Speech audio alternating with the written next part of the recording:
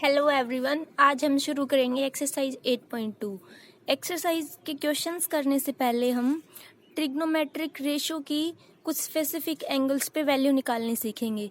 Simple trigonometric ratio तो हमने निकालने पहले ही सीख लिए थे, जैसे साइन थीटा होता है p/h, कोस थीटा होता है b/h। बट आज हम उनकी वैल्यू देखेंगे, भी कोई एंगल दिया हो तब साइन, कोस, टेन इनकी क्या वैल्यू आती है। तो इसके लिए सबसे पहले अपने पास ये है एक टेबल। इस टेबल के अंदर इस साइड एंगल लिखे हुए हैं 0, 30, 45, 60 एंड 90। इस साइड ये ट्रिग्नोमेट्रिक रेशियो लिखे हुए हैं साइन, कोस, टेन, कोट। तो इस टेबल को हमें पूरी को याद नहीं रखना, इसमें सिर्फ हमें साइन की वैल्यू याद रखनी है कि साइन की वैल्यू 0, 30, 45 इन पे क्या आ रही है। बाकी इनकी वैल्यू अपने आप साइन के अकॉर्डिंग निकलती जाएगी। तो देखते हैं, सबसे पहले साइन, ये एंगल ए है तो साइन ए, जब इसकी वैल्यू 0 डिग्री होगी एंगल ए की, तो साइन की क्या वैल्यू आएगी, 0 आएगी।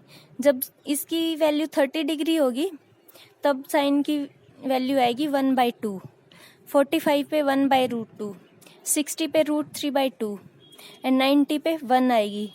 अब जो वैल्यू इसकी आई है साइन की, उसका जब रिवर्स ऑर्डर कर देंगे तो वो वैल्यू आ जाएगी कोस की। जैसे इसकी 90 पे जो वैल्यू थी वो कोस की 0 पे आ रही है, जो इसकी 60 पे थी वो इसकी 30 पे आ रही है। मतलब इसको रिवर्स ऑर्डर में लिख दिया तो कोस की वैल्यू आ गई। अब टेन को देखते हैं। टेन क्या होता है, p/b होता है। टेन को हम sine theta upon cos theta भी लिख सकते हैं। तो इसको कैसे लिख सकते हैं वो देखते हैं। साइन थीटा क्या होता है, p/h होता है। कोस थीटा क्या होता है, b/h। अब ये h से h कैंसिल हो गया। Sine theta upon cos theta की वैल्यू क्या आ गई अपने पास, p/b। एंड ये p/b एंड ये भी p/b, तो sine theta upon cos theta के इसके इक्वल आ गया, टेंजेंट थीटा के इक्वल आ गया।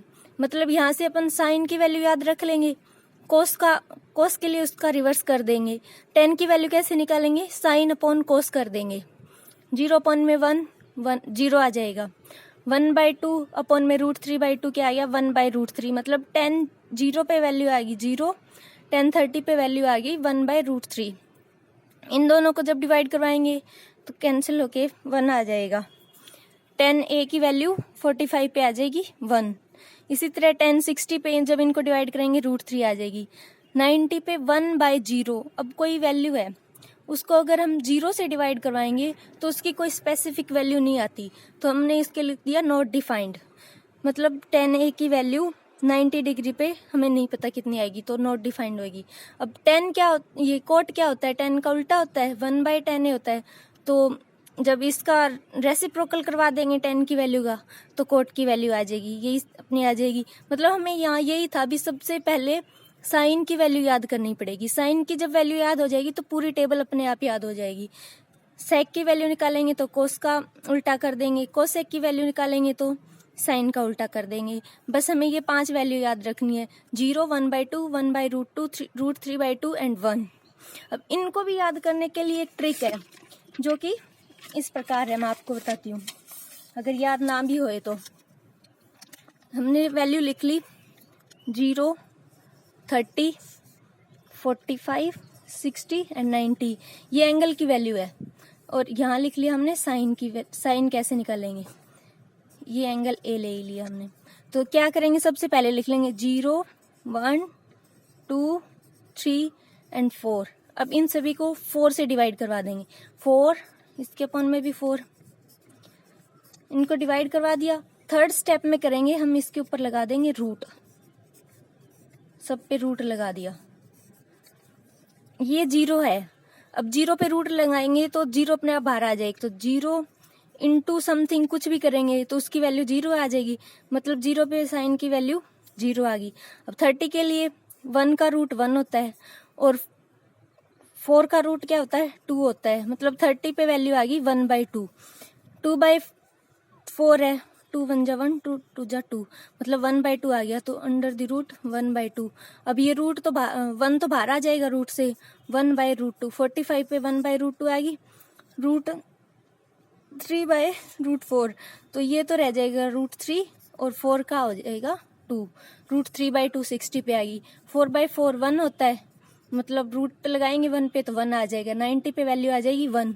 तो इसको साइन की वैल्यू भी अपने को याद नहीं रखनी, हम साइन की वैल्यू भी इस तरीके से निकाल लेंगे, बस साइन की वैल्यू निकल जाएगी तो पूरी टेबल याद हो जाएगी।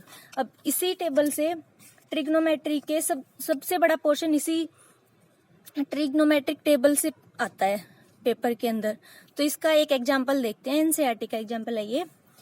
इन a triangle ABC right angled at B, AB is equal to 5 centimetre and angle ACB is equal to 30 degree, determine the length of BC and AC।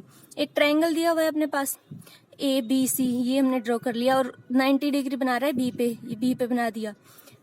AB is equal to 5, ये 5 centimetre दिया हुआ है। Angle ACB, अब हमें angle का पता कैसे लगेगा, मतलब कौन से पे एंगल दिया हुआ है, तो जो बीच में होता है ना उस पे एंगल बनता है। तो यहाँ से बीच पे है, C पे 30 डिग्री का एंगल बनेगा। अब BC एंड AC की वैल्यू निकालेंगे। यहाँ हम AC एंड BC की वैल्यू इस ट्रिग्नोमेट्रिक टेबल को यूज करके ही निकालेंगे। AB दिया हुआ है, ये 30 डिग्री दिख रहा है, इसके सामने जो साइड है ये इसके लिए परपेंडिकुलर है, ये इसका हाइपोटेन्यूस हो जाएगी। तो साइन का फॉर्मूला लगा देंगे, sine 30 is equal to AB upon AC। अब साइन 30 की वैल्यू कितनी है वो इस टेबल से देखेंगे, वैसे याद ही करनी पड़ेगी इस टेबल की ये 5 वैल्यू। तो 30 पे इसकी वैल्यू है 1/2, वो लिख देंगे 1/2 इज इक्वल टू AB कितना दिया हुआ है 5 सेंटीमीटर, अपॉन में AC अपने को निकालना है, AC नहीं पता, तो यहाँ से AC की वैल्यू आ जाएगी 10 सेंटीमीटर, ये आ गई 10 सेंटीमीटर। अब निकालेंगे BC की वैल्यू।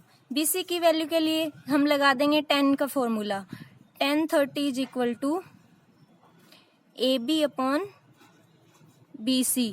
अब AB तो अपने को पता है, BC अपने को यहाँ निकालना है। 10 30 की वैल्यू क्या है, 10 30 की वैल्यू है 1/√3, 1/√3 is equal to 5 upon BC। Then यहाँ से BC की वैल्यू क्या आ जाएगी 5√3 सेंटीमीटर। अब एक तो हमने 10 का फॉर्मूला लगा के निकाल लिया, दूसरा हम यहाँ cos 30 की वैल्यू पुट करके भी निकाल सकते हैं। वो कैसे, इसकी वैल्यू तो आएगी थी H की, तो cos 30 क्या होता है, cos 30 हो जाएगा BC अपॉन AC। अब cos 30 की वैल्यू यहाँ कितनी है √3/2, √3/2 इज इक्वल टू BC हमें नहीं पता कितनी है, BC अपॉन AC कितना है अपना 10 सेंटीमीटर है, 2 1 जा 5, मतलब कि यहाँ से BC की वैल्यू भी वही 5√3 सेंटीमीटर आ गई। तो हम 2 तरीके से निकाल सकते थे इसको। आगे के क्वेश्चंस हम नेक्स्ट वीडियो में करेंगे।